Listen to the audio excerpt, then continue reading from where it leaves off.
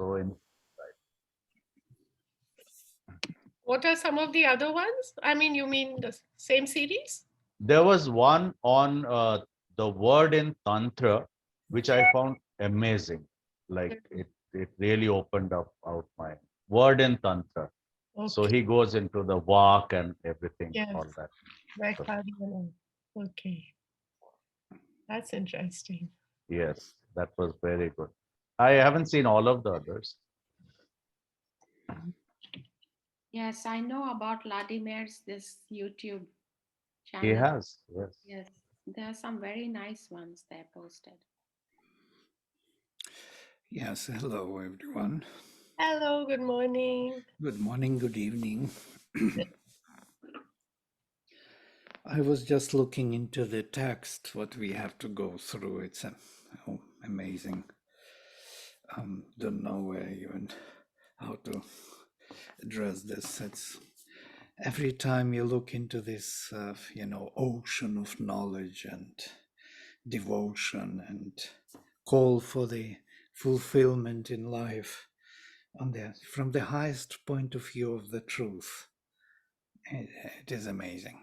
As one has to know language, it's not enough. The translation is not enough.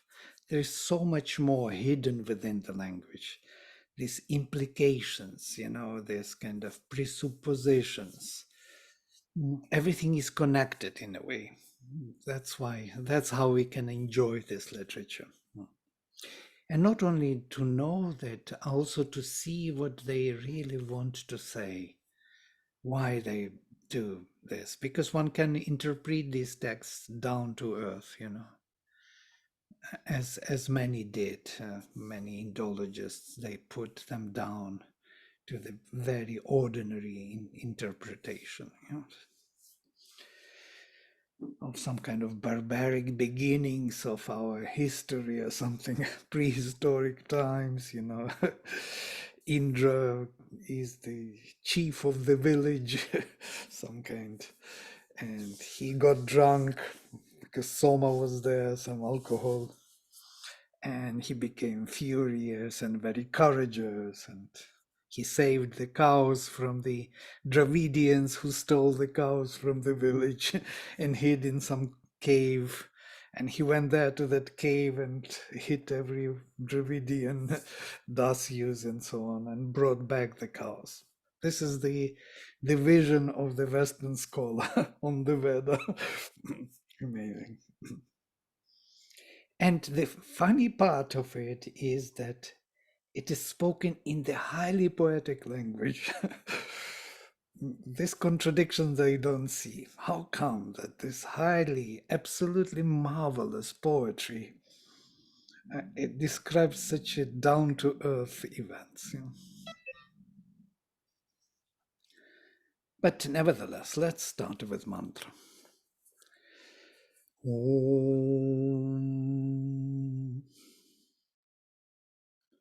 वाङ् मे मनसि प्रतिष्ठिता मनो मे वाचि प्रतिष्ठितम् आविराविर्म एधि वेदस्य म आणीस्थः श्रुतं मे मा प्रहासिः अनेनाधीतेन होरात्रान् samdadhami ritam vadishyami satyam vadishyami tanmamavatu tadvaktaramavatu avatu mam avatu vaktaram avatu vaktaram. Om Shanti Shanti, Shanti.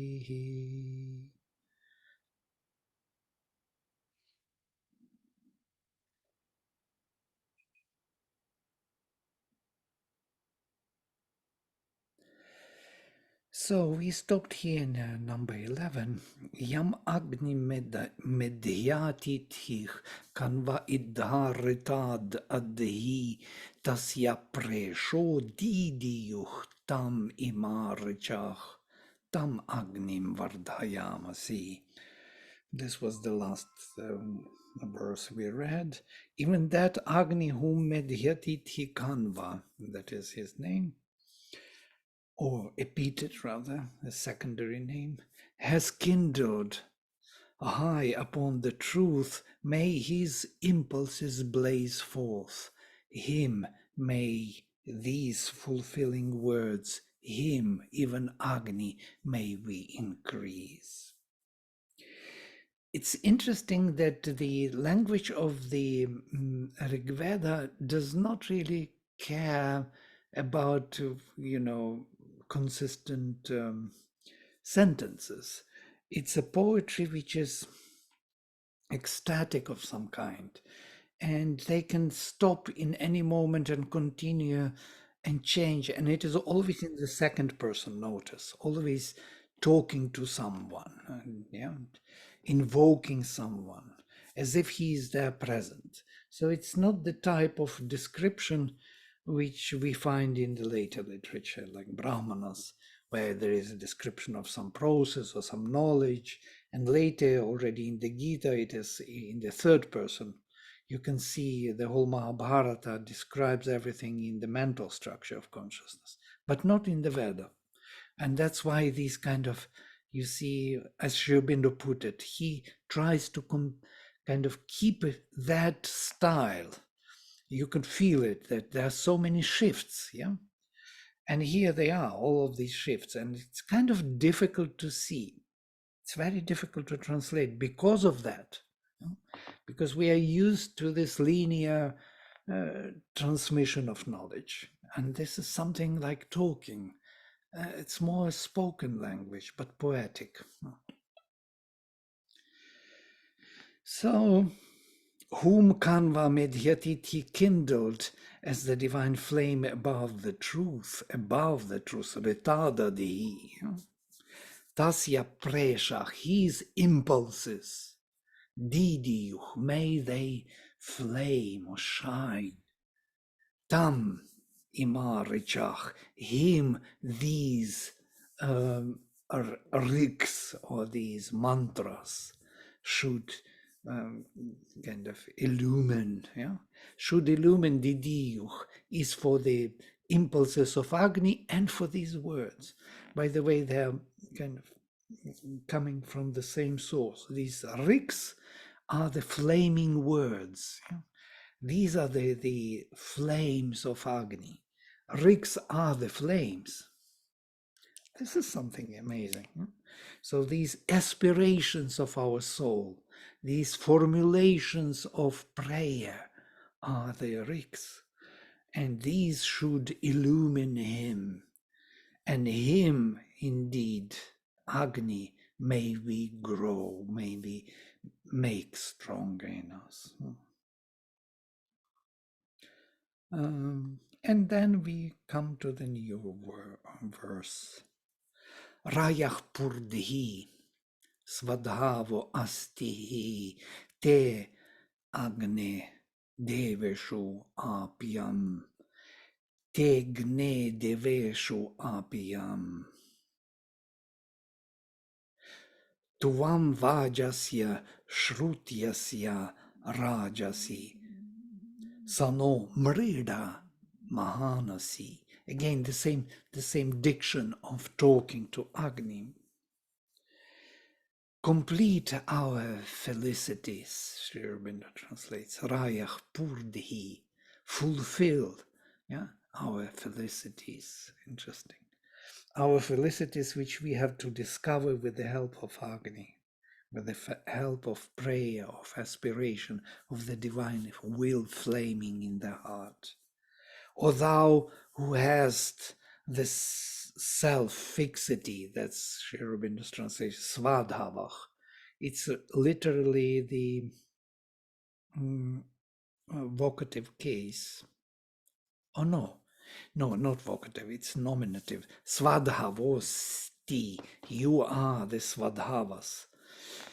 But he translates svadhavah as O thou, because, again, this is a Vedic language where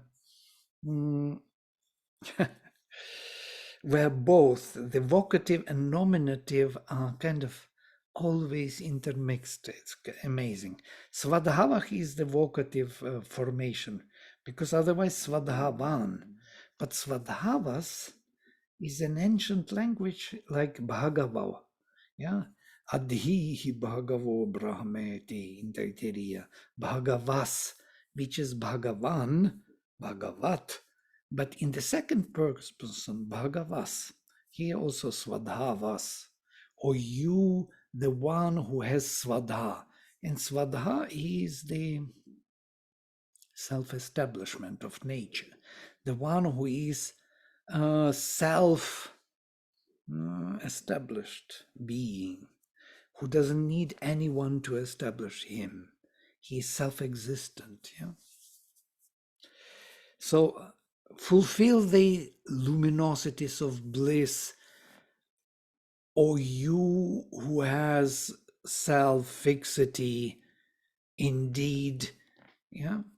For with thee, or Agni, is effectively in the gods, deveshu, apiyam, effectivity in the gods, apiyam, that which has to be gained or realized.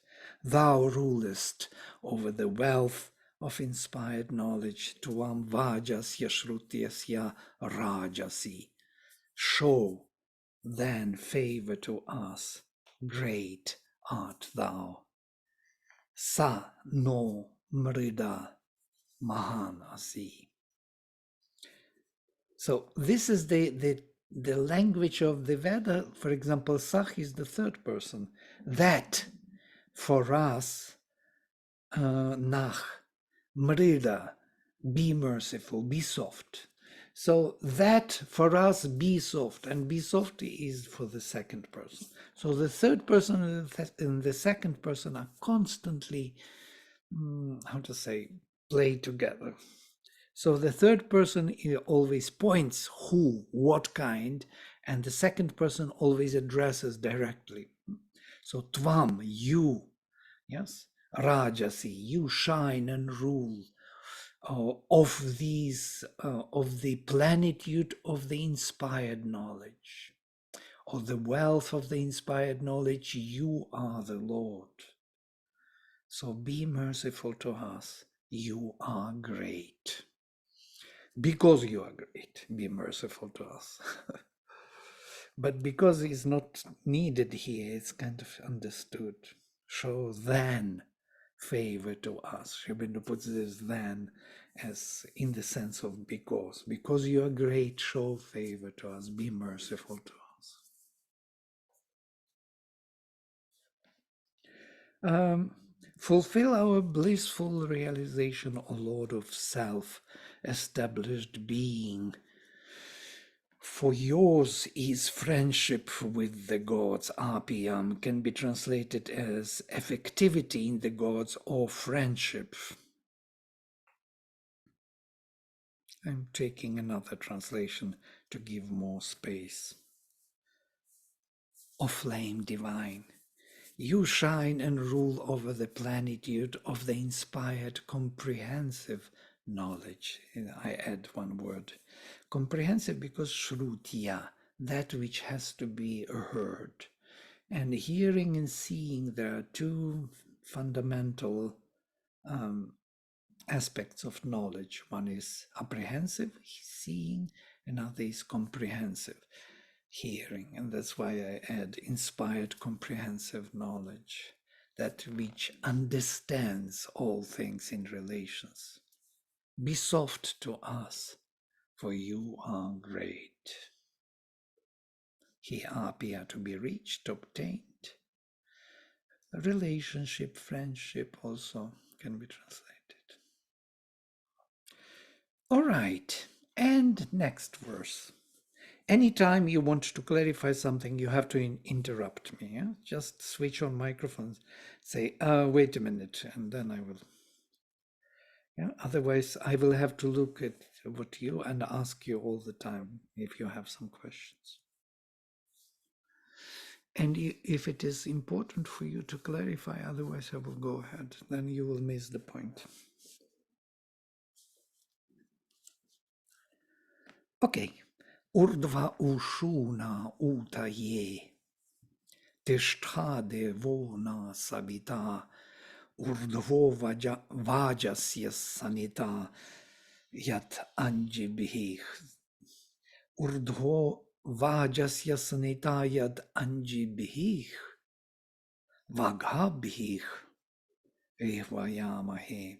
So one is 12, other is 8 syllabic pada. Utterly high, uplifted stand for our growth. Urdhva, that's high. U is emphatic. Supremely, perfectly. Utaye for the growth. Nach, our growth. Tishtha, stand high for our growth, for our increase, perfect increase, or perfectly stand high. Devana Savita, as if the Lord Savitar, like the god Savitar. This not in the Vedic language, in the post position, Devo na Savita means the same as Eva in classical Sanskrit, like, as if. And it's quite interesting because na is a negating particle, not. So if we try to figure out how this particle na came to mean this as if or like, then from negation you can arrive at this meaning. Yeah? So if I translate it in this way, Devach na, God not Savita, not like God Savitar. Yeah? That means actually like God Savitar. If you rise above in the higher mind, you could feel that immediately. Yeah? That not like the God Savitar, even better than him. By the way, this thing is used in Sanskrit language all the time. Negation plays the ultimate role. So, for example, Krishna says about himself in the Gita that he is Anuttama, he is not the highest. That means that he is higher than the highest.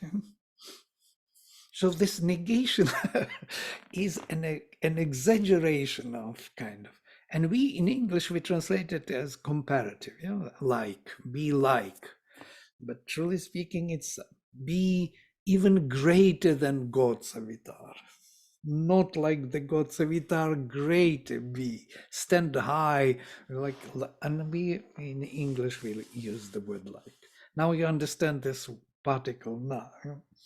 So because it may confuse those who know Sanskrit. Why not? Why all the time not?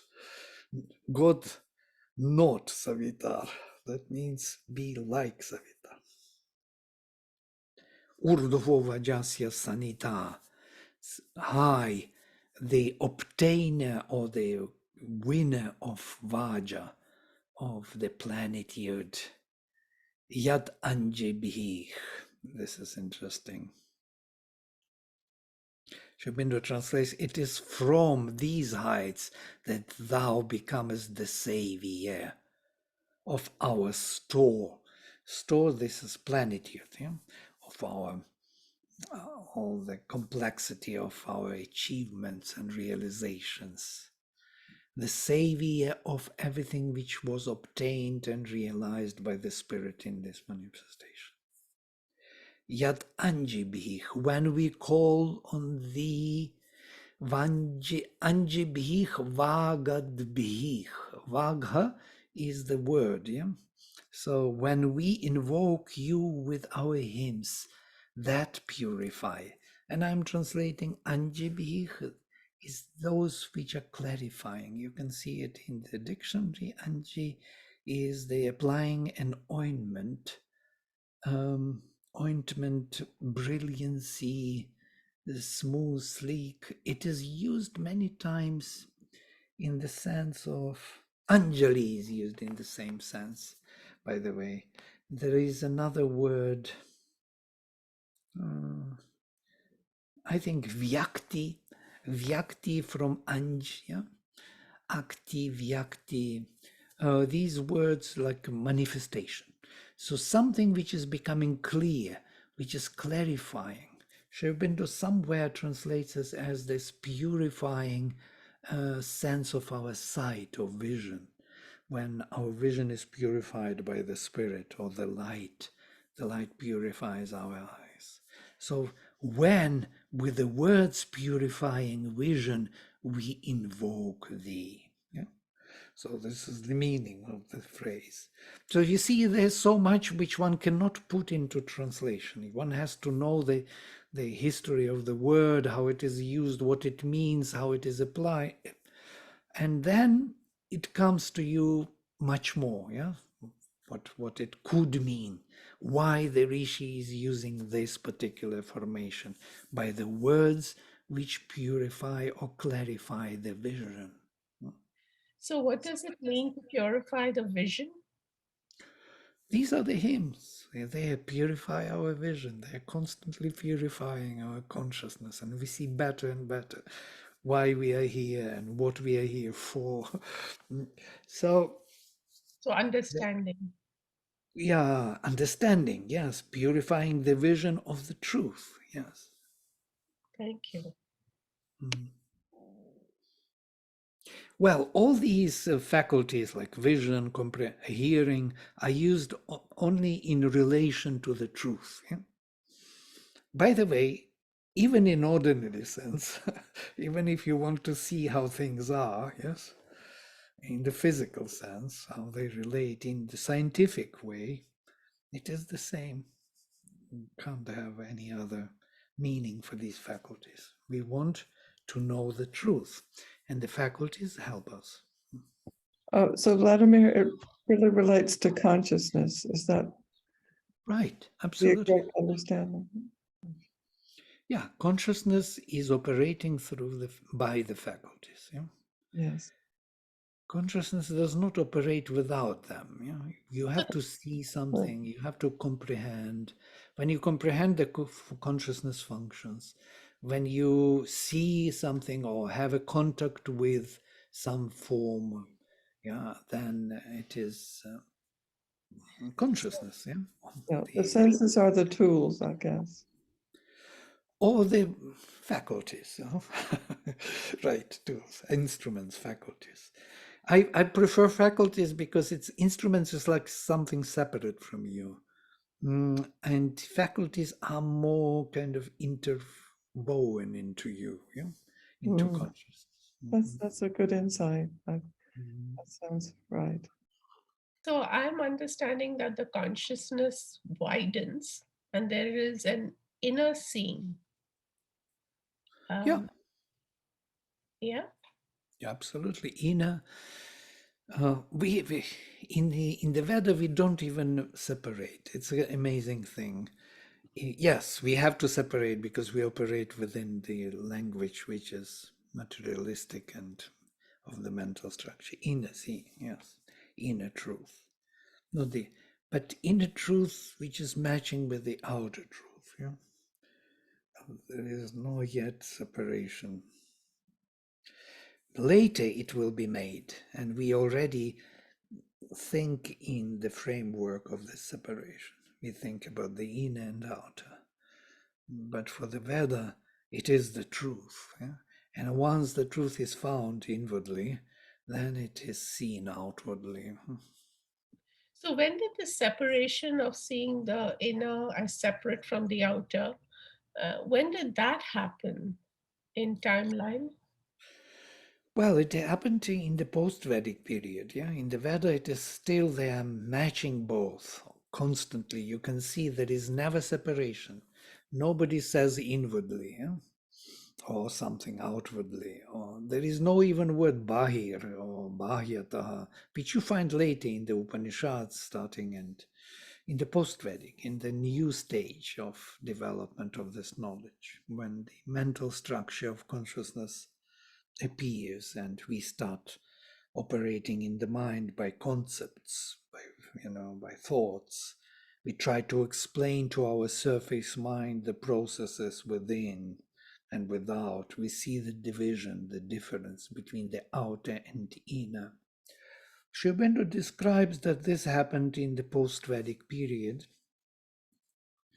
and he even says that it is due to the failure, and that is his word, failure, of the Vedic rishis to transform the outer life by the spirit, because the humanity was not ready. Humanity could not take this path. So the sacrifice became more and more ritual, though sacrifice meant transformation of our nature by the presence of the spirit. This path was so difficult for the human beings, then the separation took place on two different paths. One path India took, kind of fixing one's sight on the spirit, neglecting nature. And the other part, the Western part, the Chaldean tradition,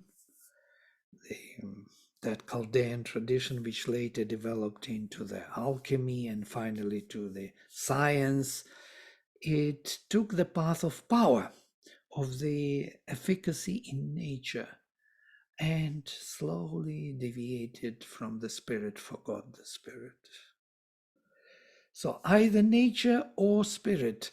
So there was a split. Yeah? So on the east and west, you can see clearly, right? East and west. So Vladimir? Western, yeah? Sorry, go ahead. Go ahead. You were saying something. Sorry. Yeah, I've just to continue the same thought. The Western tradition developed this materialism more and more, and the Eastern tradition slowly developed this spiritualism. Advaita became the crown of it, total neglection of nature as Maya, as illusion, because the spirit, if you focus one's consciousness on the spirit, you forget the nature. As Satyavan tells to Savitri when he meets her for the first time, when I thought about God, I forgot nature. When I thought about nature, I forgot God. But now you are here and I can combine these two again. This split is fundamental for our psychology, by the way.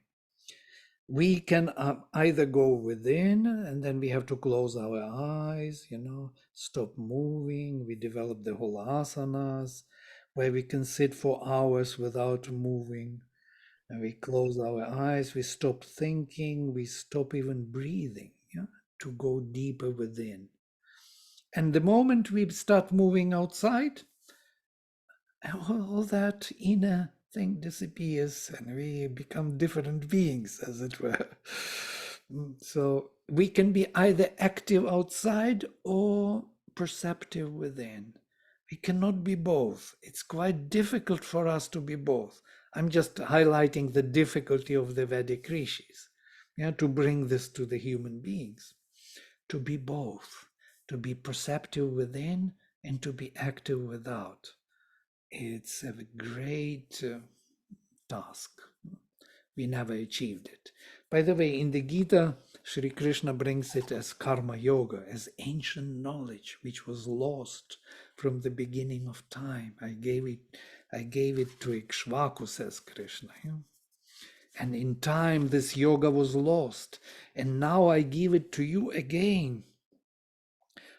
Vivasvate, imam vivasvate yogam proktavan aham avyayam. Vivasvan manave praha, manur ikshvakave bravit. He gave it to Vivasvat, the Lord of the Sun. Vivasvat to Manu, Manu to Ikshvaku. Evam parasparam praptam imam rajarshayo viduch. These Raja Rishis knew this from generations to generation, sakalene hamahata, and by the great time, yoga nashtach parantapa, this yoga was lost. And now I give this yoga to you because you are my bhakta. No, so what is this yoga? It is yoga of union of the spirit, inner perception, and the outer action. This is karma yoga. Yeah. It's not the yoga of duty. It's something else. It's a fundamental shift. It's actually return to the Vedic knowledge. Well, you see, you asked me when the separation took place, and I went away, far away. And there is more to say. And if you look into Sri Aurobindo's sign, you could see that Mother created for him a sign. It's return to this pre-Chaldean, pre-Vedic tradition when they were one. Yeah? There is the six-cornered star of Solomon, and that is the Chaldean tradition, the tradition of action in nature, efficacy in nature, power, yeah, science, materialism, as it were, in the highest sense, in spiritual sense, and lotus within. Lotus within is avatar with 7 waters. And that lotus is Vedic tradition, the tradition of the spirit. So these combined back to one is what integral yoga is about. Right?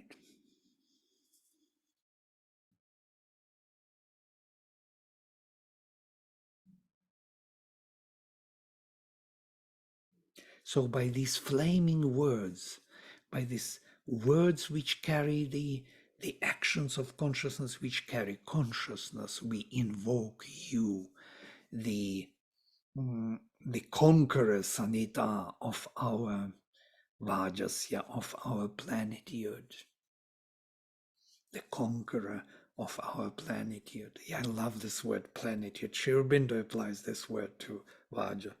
Planetitude means both, means the spiritual and material achievement, both.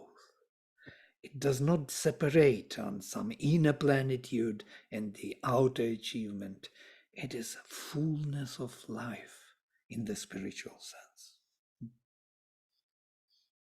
Vladimir, my question was actually about Vaja. Yeah. In the Brihad Aranyaka Upanishad, it says that Vaja is the horse of the gods. Should I try to link up the plenitude with the idea of the horse or power? Also, yes, it is power. Plenitude has both. It has power. Power must be there. That's the plenitude, the fullness, yeah, and the knowledge.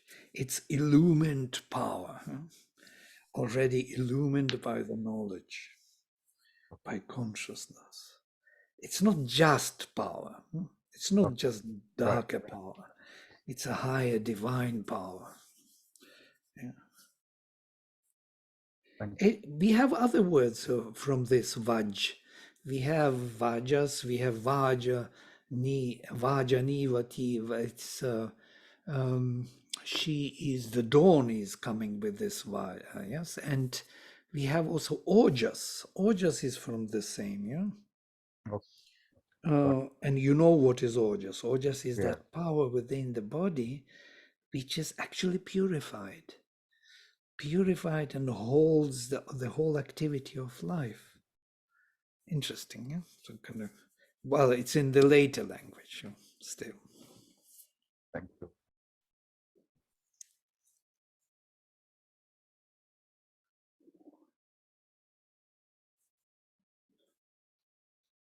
We have another word, Ugra.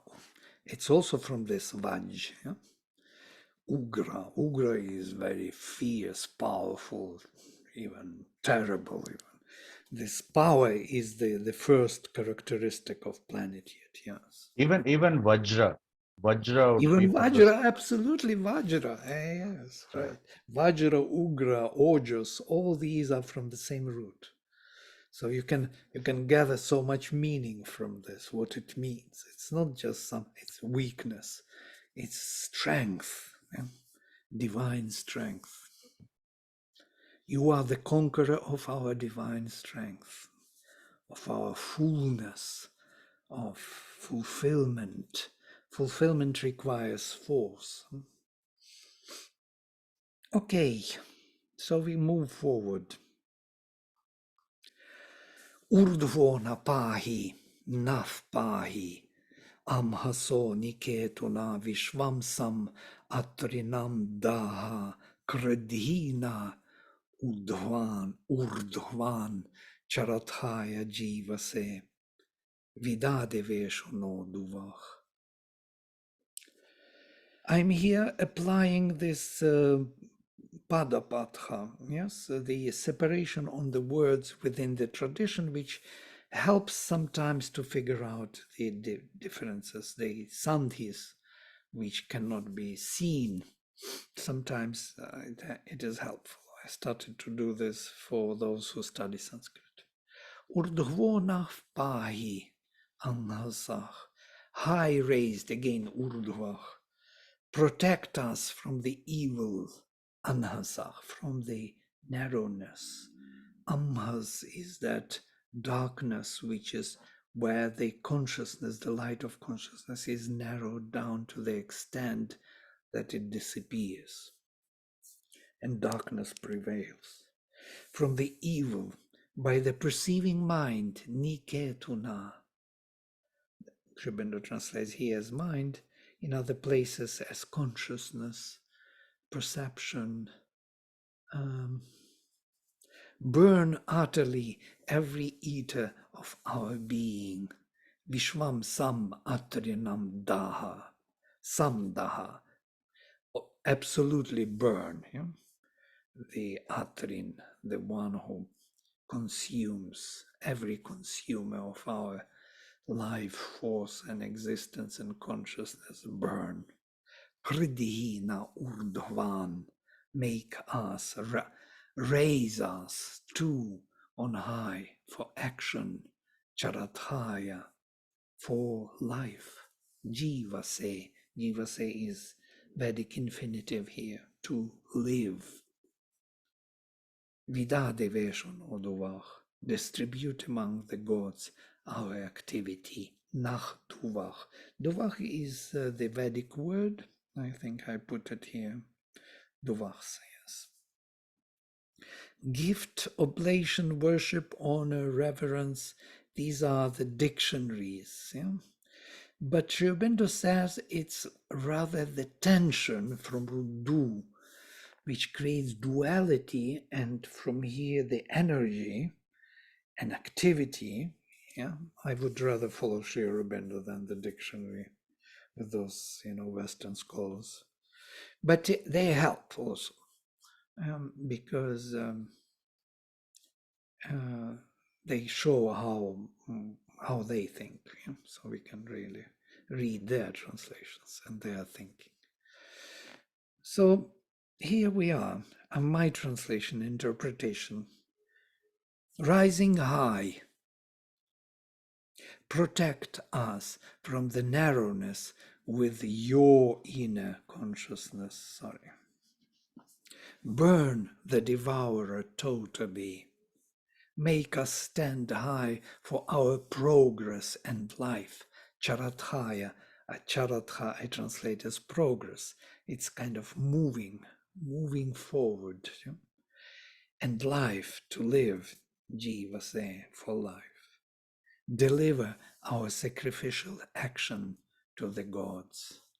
Duvach, our attention, our energy, nach duvach, deveshu, vida.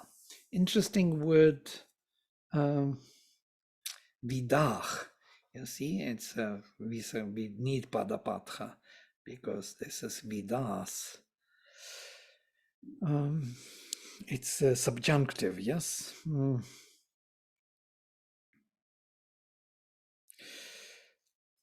I say deliver, but literally it is discover, find, yeah, know our action among the gods, know, discover, obtain also, from root vindate, vindati, yes, or veti, second class. So it can be translated in that sense. But what is this? Discover our energy in the gods. So I'll kind of put deliver. Sri Aurobindo says distribute among the gods our activity. Obtain, discover our activity among the gods. It implies that our activity will be applied among the gods. So apply our activity among the gods, if you will. If you think deeper what it means, then you arrive at this meanings of Sri Aurobindo. But you can stop at that level, discover our activity among the gods as if it is there already. Discover, and if we imply that it is not yet there, so how would you discover our activity among the gods? By distributing it there, by putting it into that place. It's amazing if you start thinking what it really means, then you will find these secondary meanings which are helping us to understand better the text. And by the way, all of these meanings, one should not take one against the other. This is another ability of our mind we have to acquire. There is not something, this is the right translation and that is not. No. It is like all the translations are correct. Partially correct. Because we have to arrive at this experience. And once we arrive at the experience, we would know something in that moment of time which will be also a partial experience. In that moment of time, it will be true to us. But in the other moment of time, it will be some other experience, and it will be also true. So here we are with this kind of new capacity of the mind to receive many experiences. It's like Savitri. We read Savitri and we receive every time new insight. Similar. Yes, Rashi, I can see you. So how are you doing? Maybe I should stop here, a little discussion, and we go ahead.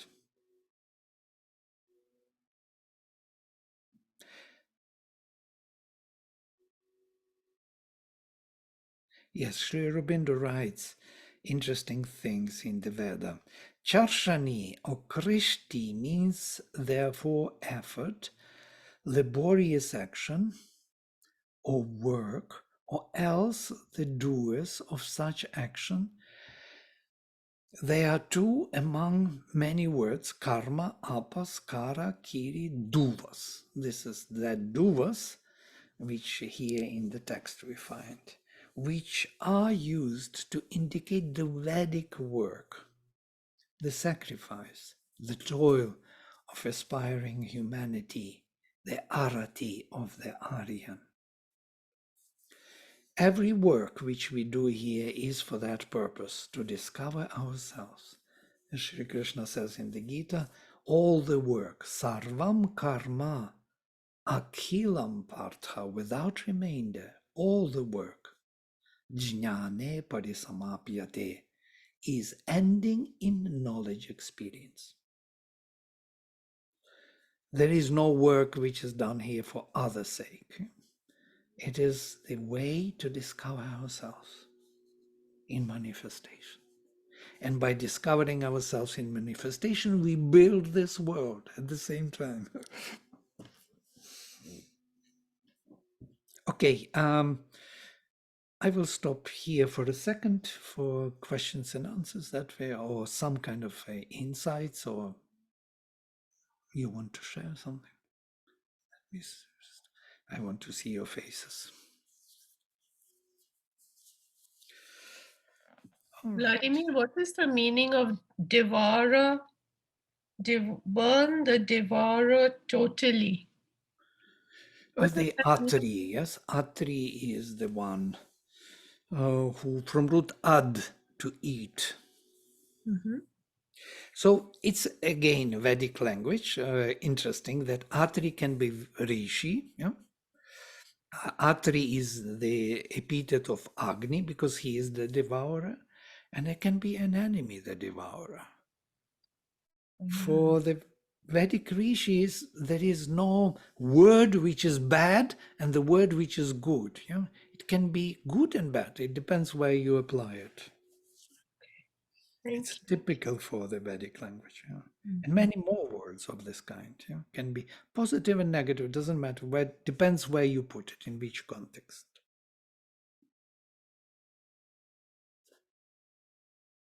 And even Aditi, Aditi, the divine mother, as Sri Aurobindo says, is produced from root ad, to eat, to consume, to devour. So what is it that she eats? She eats everything. It's a That's constant progress of energy and constant moving forward, and never stopping, movement of consciousness power, using all the materials, shaping and reshaping them.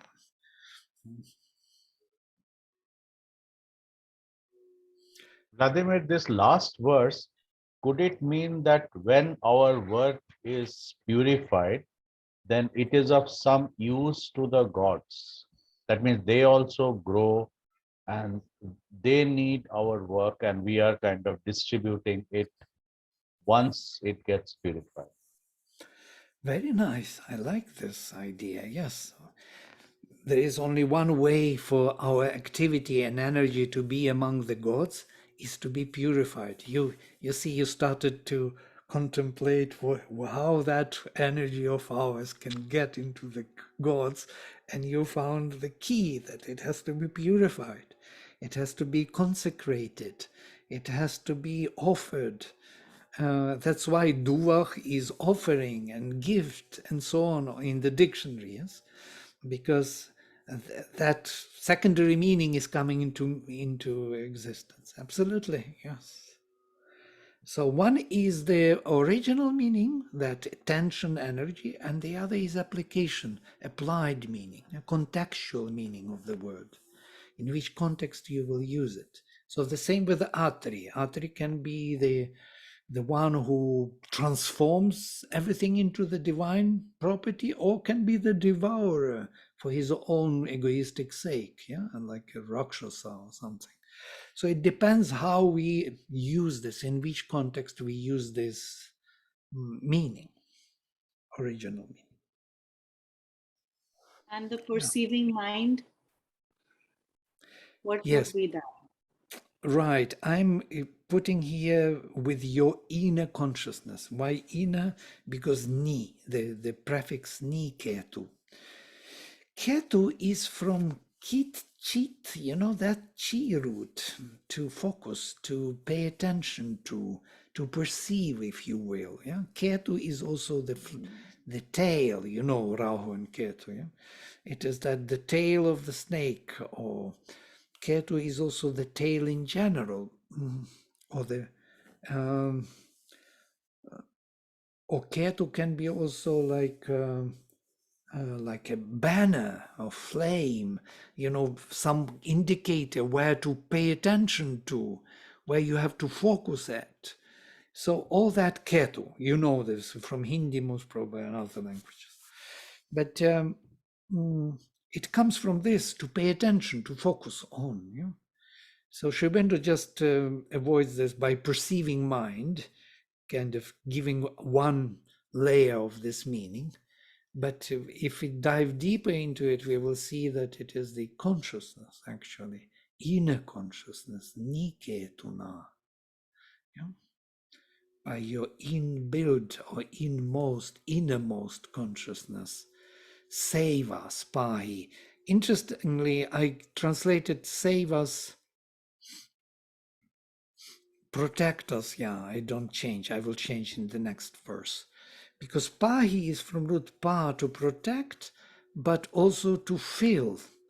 we have two meanings. Pa is to protect, and other pa is to drink, because drink is filling.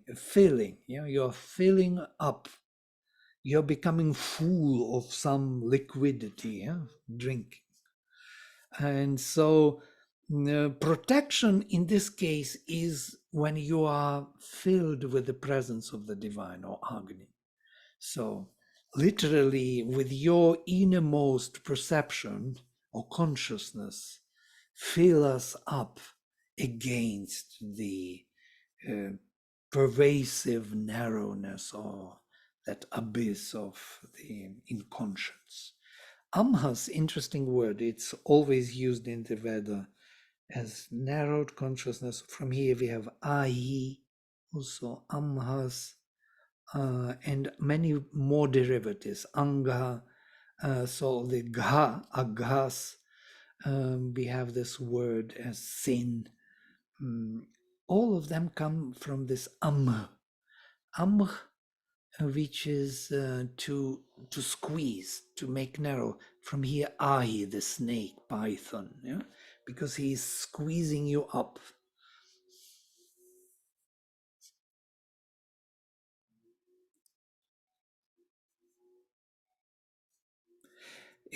When Vedic rishis are using these words, they always keep in mind that behind that this Amhas is not just some kind of evil. It is evil which is narrowing down our consciousness. The scope of consciousness becomes small, and to the extent where darkness dominates, where the soul is not found anymore. It is kind of removed from the list of the existing ones, as Sri Aurobindo says in Savitri. This is a terrible, the descent into the night. The night can be so dense that the soul will be lost, will be declared lost in the darkness.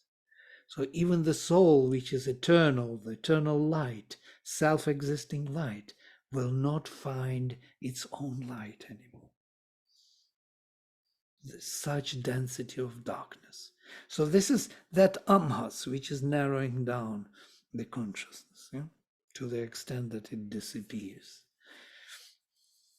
So by you filling us from within, as it were, with your consciousness from within, save us from this pervasive narrowness of unconsciousness. Vladimir, remind me of a very interesting, I will tell quickly, a very nice story about, when this small young soul is there with God and in light, and it says that, I want to experience my light. So God says, well, then for that you'll have to experience darkness, only then you'll see the light. So you go on earth and you experience darkness, and then you will know. So then he says, but how will I experience darkness? So then another soul says, another full of light says, okay, I'll become dark. I'll give you experiences so that you see your own light through that. Like how we all relate to each other, and all of us, what we are for each other in life as catalyst for bringing that light. So then he says, oh my, he said, I would do such terrible, terrible things that you will really, really have to go get your back. So he says, but why would you do that to me? So he says, because I love you so much, because we are in this, we are all God particles, we are all love, and we are light, and we are there for each other. So then he says, oh, that will be, and that one is like thinking, oh my God, look what he's doing. So the other one says, but don't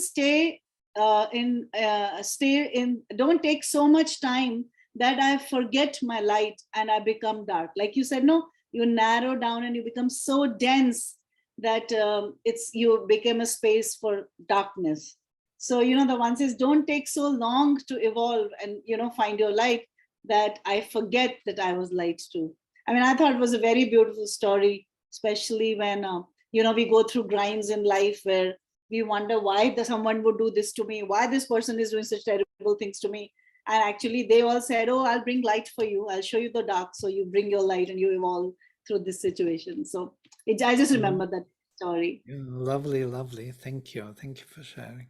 By the way, this, I mean, the mother stories, the consciousness in light, when these four emanations, four great beings, yes, Satchit, Tapas, Ananda, and Vijnana, these four great emanations, Sat, Chit, consciousness, Ananda, and truth, Vijnana, yes, they were first emanations. They fell into their opposites because they thought that they are the supreme, that they don't need to be together, as it were.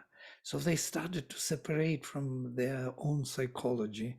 And so first the consciousness in light turned into the darkness, and it pulled the bliss which turned into the suffering, and it pulled the truth which turned into the falsehood. And all of them, these fallen first consciousness, bliss and truth, pulled the very being into the death. The self-existent being for the first time died, could die. Why? What is this? Interestingly, if you think of it, again, we have to think of it a bit, we will find that this darkness is nothing but light, which forgot about its origin of the Supreme. Forgot. Yeah. This forgetting word is the key. And when what you brought in your story, that's what reminded me of this. So the bliss, the suffering is bliss, which forgot about its origin of the Supreme.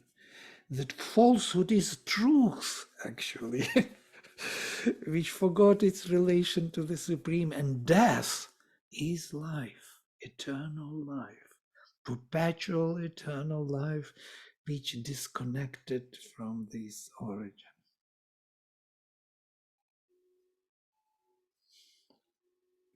We don't have here anything else but this. Yeah? Life, truth, consciousness, and bliss. Only they forgot that they belong to the divine. And they have to reconnect and come back to their origin. And for that purpose, the mother delegated out of the Supreme another force which entered into these fallen emanations, into the darkness, and from there started its journey up, building up the forms within this darkness. This, our body is that form which slowly starts to remember the Supreme. There's a brain, there's a mind operating in this system. There's a word being formulated in the system of this darkness, which is becoming receptive of that presence more and more until it converts into that, origin in this individual framework. So that's how he wanted to become many. That was his whole project. So not he alone there somewhere, eternal, but now eternal in every being here. All right. So this is our hour of luminosity for the week. And from the Veda, we get inspiration, some kind of touch of this light, eternal. As Sri Aurobindo says, everything which is in the Veda, which was in the Veda, is ours and will be in the Veda, is all we have. Yes, there is nothing else here we can have. Everything is already there. So this kind of truth, which is archetypal truth, which we all recognize, for which we live, and about which we forget so often. Again, to reconnect spirit and action, our inner perception and outer action is the whole exercise. I feel terrible. I miss so many classes. I'm always traveling. And only today, after such a long, I was running to come here finally that I'm at home and I can do this. I feel so terrible, Vladimir, because it's not the same when you do the recording. You know, the live collective energy is so beautiful. I miss the class when I'm traveling. So we've missed you also. We missed you. So now you are here, lovely. So great. We continue. There's a long way to go, so don't worry. Yes, thank you. Yeah. Thank you, Rashi. That was a beautiful story. Thank you so much. Mm. Great. Okay, I will close with mantra.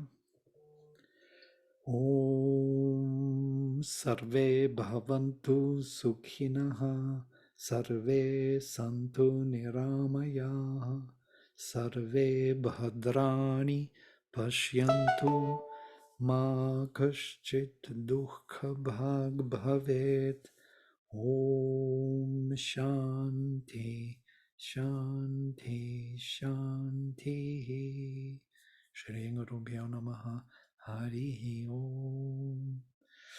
Somebody said that after this class, I have a good sleep. So good Yes. night. Yeah, That's it what was me. Jessel and Preetu. So it's a kind of Fatima, can I yeah. just have 2 minutes with you? I mean, after the class?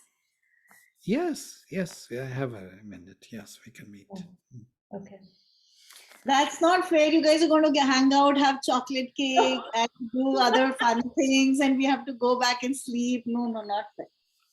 You can stay. I have no problem. Everybody can stay. I mean, I just have something to ask him. If you promise me I chocolate cake, also I want shall to share. stay. With luminosity, with chocolate cake. All right. Thank you so much. Good night.